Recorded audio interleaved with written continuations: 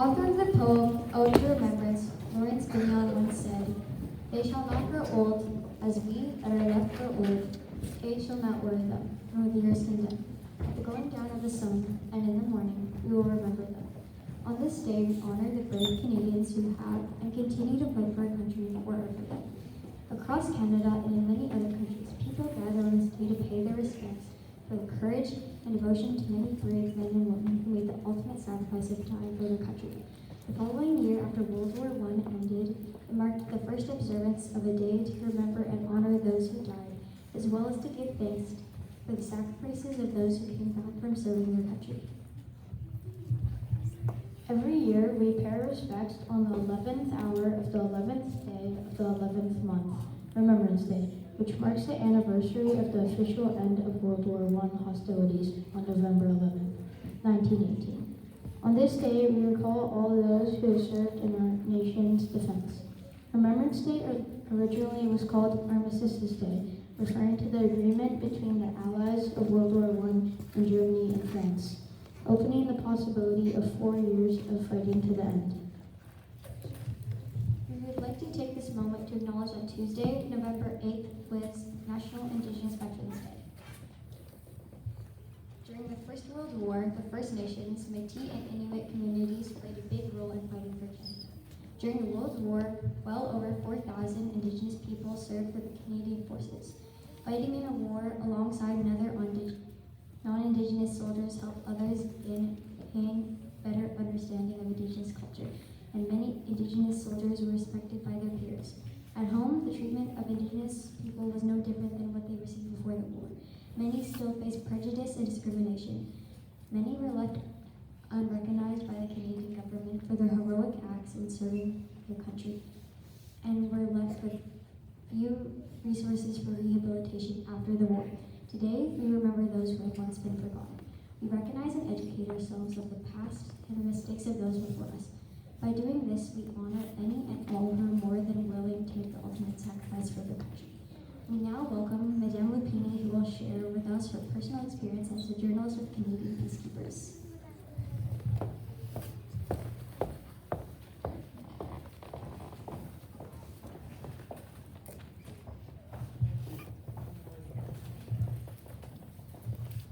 Wondering if you can all hear me without me using the microphone. Put up your hand if you can hear me. Yes. Wonderful. I don't really want to use that microphone.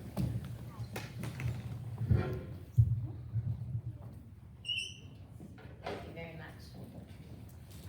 So I am going to talk to you today a little bit about this idea of peace and why Canada stands for peace. Now, I know that a lot of us have been talking about what peace means in our own lives, in our classrooms, and in the schoolyard, and in the school, and even in our city, and maybe even in our country. But when I was quite a bit younger than I am now, a little bit older than you are, about 30 years ago, that was the time in my life that I found out that in lots of places in the world, peace actually means Canada. And I wanted to tell you why. This is a picture of a town called Split. It's on the Adriatic Ocean in Europe. And it's kind of near and dear to my heart because it's a beautiful town. It goes back to Roman times. And it's on the Adriatic, which right across the other side of that, this is on the east coast of the Adriatic Sea in Europe. And on the west coast is Italy, and the part of Italy where my family comes from. Exactly the place where my family comes from, my grandparents and my great-grandparents. It's beautiful, it's warm, it's peaceful. It's a place where a lot of people for many, many years, and again now, like to go for holidays. It's a place where you could feel that you were happy and relaxed and living peacefully with kindness all around you. But when I got there, this is what much of that part of the world looked like.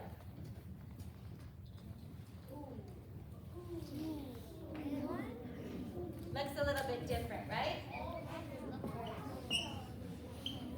That is because in 1991, that place I showed you, plus a bigger place, what was called Yugoslavia, suddenly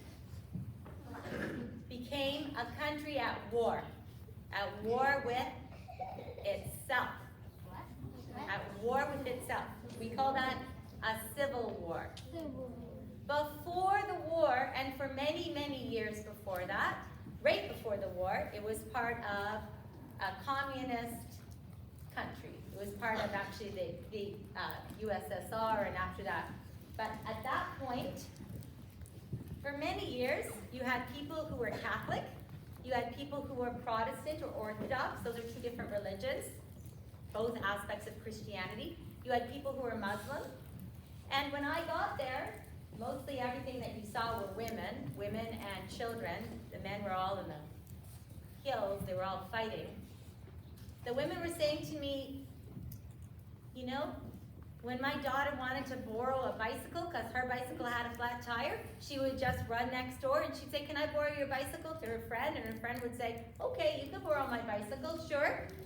Didn't matter if her friend was Muslim. Didn't matter if her friend was Protestant and she was Catholic, or she was Muslim and Protestant.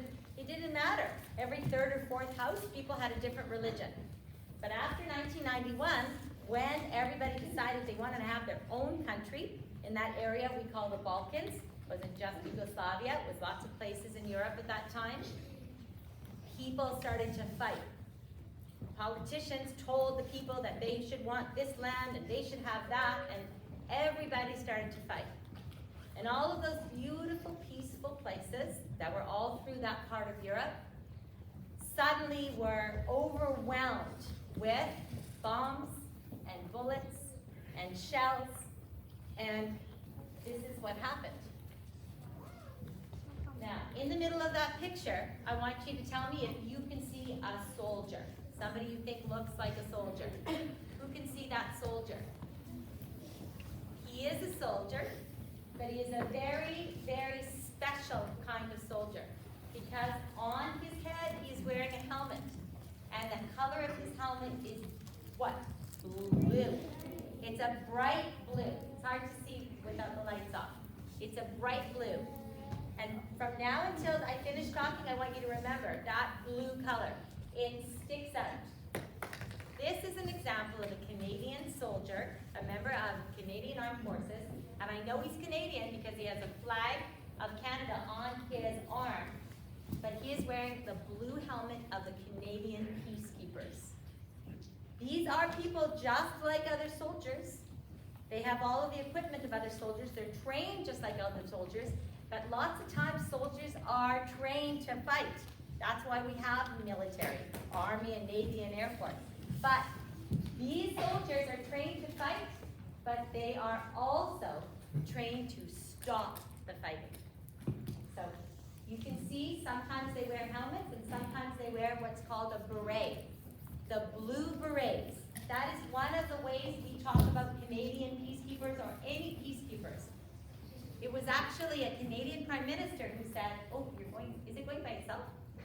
Oh, just wait, I'll tell you. So he actually decided that they should wear blue because it stuck out. Because we didn't want our peacekeepers who were there to keep the peace between people who were fighting to be attacked, for somebody to think that they had chosen sides. So blue is the color. When you see it, we call them the blue berets, or Canadian peacekeepers. Any peacekeepers, they always have the color blue. Okay. So just like other soldiers, they have guns. But they are not allowed to use their guns unless somebody shoots at them, unless somebody attacks them. They never, ever, ever fire first. Not only that, but they have all the equipment of other soldiers because they need it. They have a flak jacket, that's the thing on the left-hand side that looks like a vest, and that is actually bulletproof. It's to try to protect them from getting killed. I had to wear a flak jacket the entire time that I was telling stories about the Canadian peacekeepers and about all the people who were going through the war, and it was big on me, and it was very heavy, and I had to wear it all the time, and sometimes it got too hot, and sometimes I took it off, and then somebody, usually a boss of me in the military, would come running over to me and yell at me to put it back on again, and I would realize, oh yeah, those sounds that I hear, those are actually bullets. If you have too be brave enough to stand between them? Put up your hand if you think you would be brave enough to stand between them. That is awesome. Because sometimes keeping the peace is also making the peace. And lots of the Canadian peacekeepers that I was with, and the military people, they were making peace. Because even though it was supposed to be a ceasefire, every night, as soon as it got dark, the guns would start again. Wasn't very much sleeping you got when you were there. There was a lot of noise, and a lot of people were kind of scared. But all of the equipment you see there, there's a shovel if you're building things, there's a flak jacket to keep the bullets from coming on you, there's boots, you're always wearing boots, you don't know if you're going to be in mud or you're going to be in snow, and there's a gas mask in case there's air that isn't clean or any kind of chemicals in it, and there is some camouflage and a canteen for your water. Of all of those things, nothing protected you, even the flak jacket, as much as what's in the front, and that is the blue beret or a blue helmet. That told everybody you are there to make peace, not to fight the war. When I was there, I saw Canadians doing so many things that I didn't know soldiers did. When you think of a soldier, what can you think of? Maybe marching? What do you think of? Oh, that is awesome. If you think of a soldier preserving peace and keeping peace, that's great, because lots of times that isn't what they get to do. What do you think of? Peace and? Peace too? Fighting. Oh, right. They do fight. They do have to use their guns sometimes. But, yeah, one more? Just one more. It's okay. Yeah?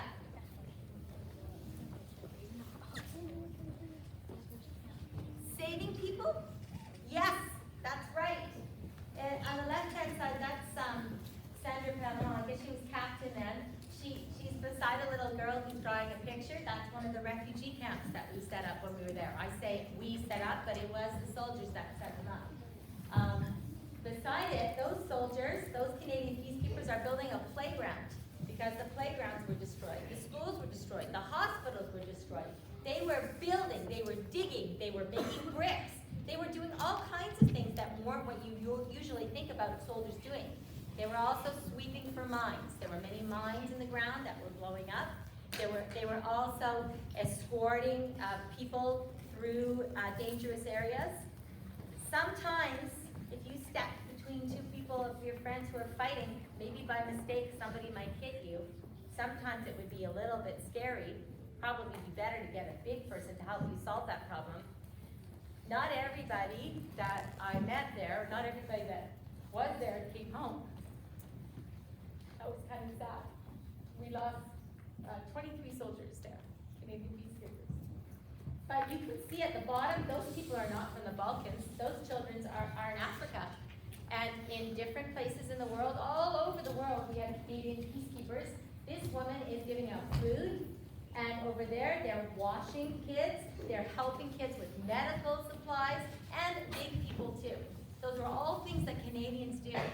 So when you are in these war zones and you're scared, and you don't know who you can trust, you see that blue helmet, especially with the Canadian flag, and you can say, that person I can go and talk to. That person's gonna help me find my mom. That person's gonna help me by giving me a book I can read, because my school is closed now. That person will give me something to eat. That's what Canada means. When I was there, one more. When I was there, what I remember a lot of is all the people, all the women, all the children, and all the animals. There were lots and lots of puppies and kittens who couldn't find their families anymore. And I was taking care of a lot of them. I have a question. And I wanted to take a lot of them home with me, and a lot of the children too. I didn't get to take anybody home, but that is a blue helmet. Can't tell in the black and white picture. And there's a puppy who's decided that's where he wants to hang out. He didn't want to come out. That's where he wanted to live. And I used that as my last picture because it's a metaphor to me. That means it symbolizes something. It stands for something to me.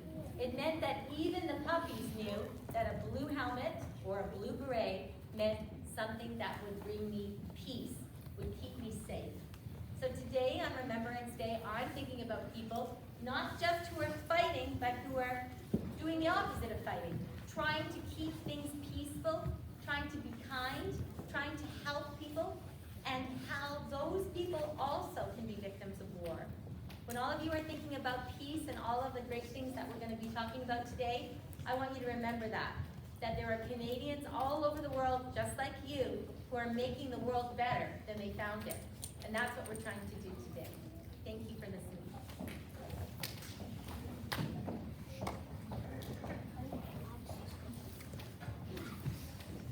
Thank you very much, Madame Lupini, for sharing your experiences. Divisions 12 and 13 will now sing a song called Peace in My Fingers.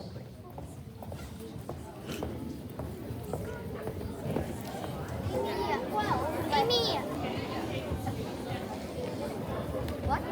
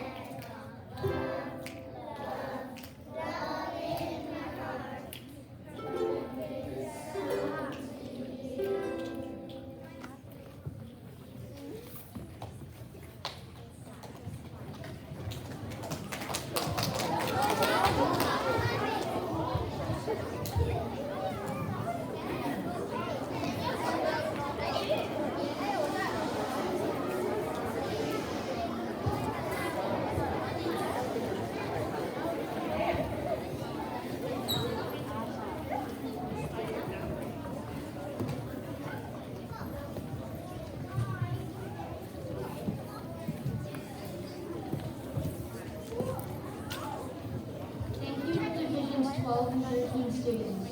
Division 14 will now present a video called Le Principal de la Plaine.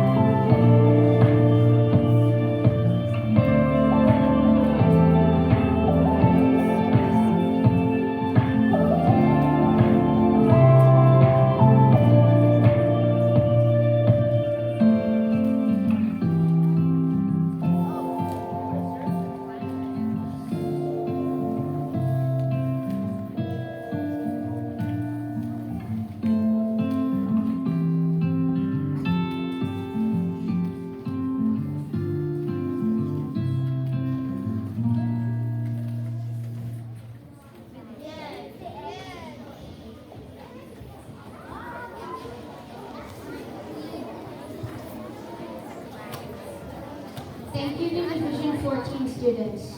Division 7, 8, and 9 will now present a song called Imagine.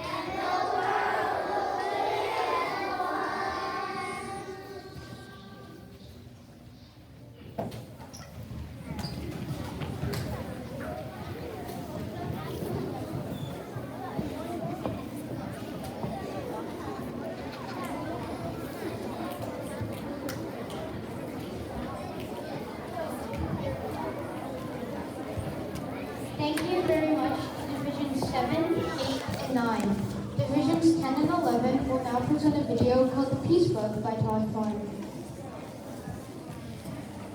The Peace Book by Todd Farmer by the version Peace is doing you friends. Peace is keeping the water clean for all the fish. Peace is listening to different kinds of music. Peace is saying you're sorry when you hurt someone. Peace is reading all kinds of different books. Peace is thinking of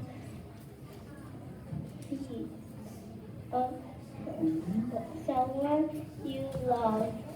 Peace is planting the trees. Peace is sharing a meal. Peace is wearing different clothes. Peace is watching it snow. Peace is keeping the streets clean. Peace. Peace. Peace.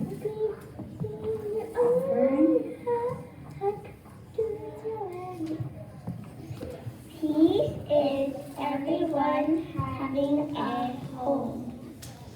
Peace is going on garden. Peace is taking a nap. Peace is learning another language.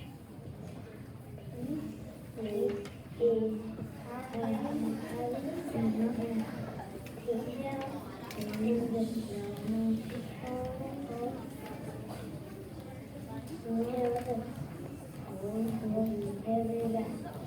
your turn.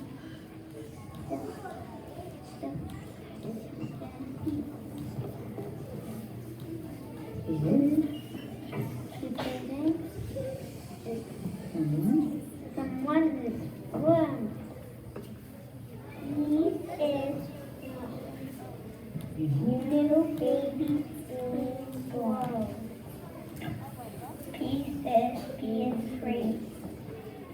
Peace is traveling to new places. Peace is wishing on a star. Peace is being who you are. Peace is being different, feeling good about yourself and helping others. The world is a better place because of you.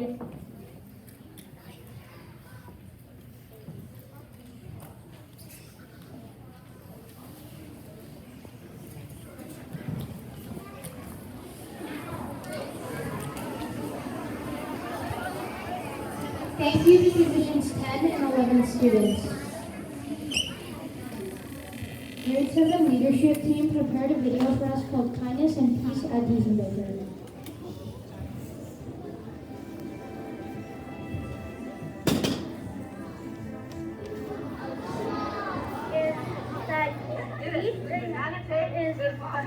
When people are interacting,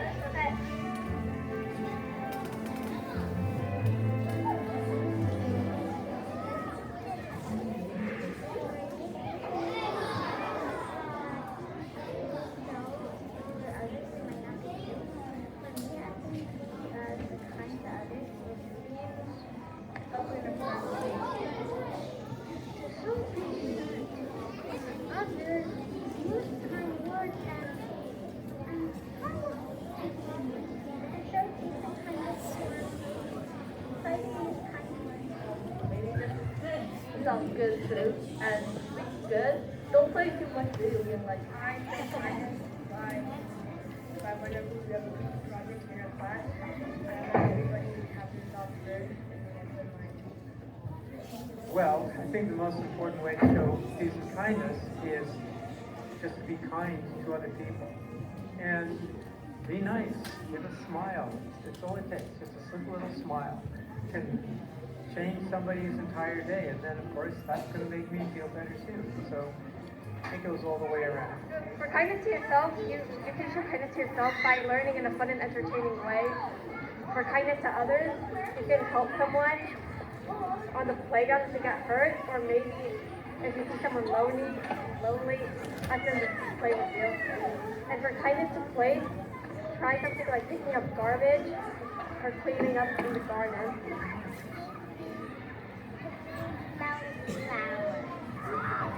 I do it all the time at lunchtime when I'm outside. I show it to myself because I get exercise as I'm walking around. I show it to others because I get to talk to people and say hello. And I show it to place because sometimes I pick up garbage and things. So I can do a lot just by doing my lunchtime walk.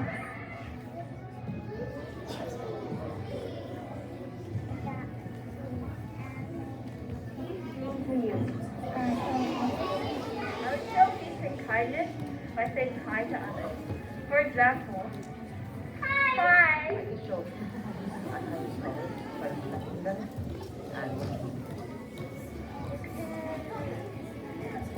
Others like hold them things and like it can be simple as picking up a piece of garbage, holding the door for someone, or your friends who are sad, maybe play with them. Use the story for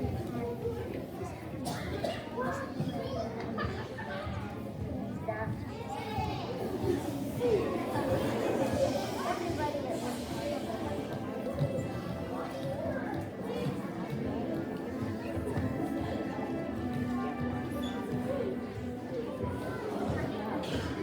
Gentle towards others and solving conflict in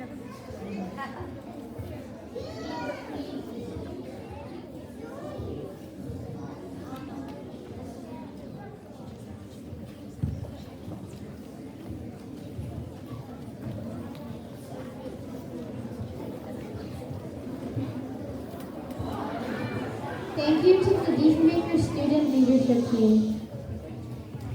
Divisions 11 and 16 will now sing a song called Heal the World.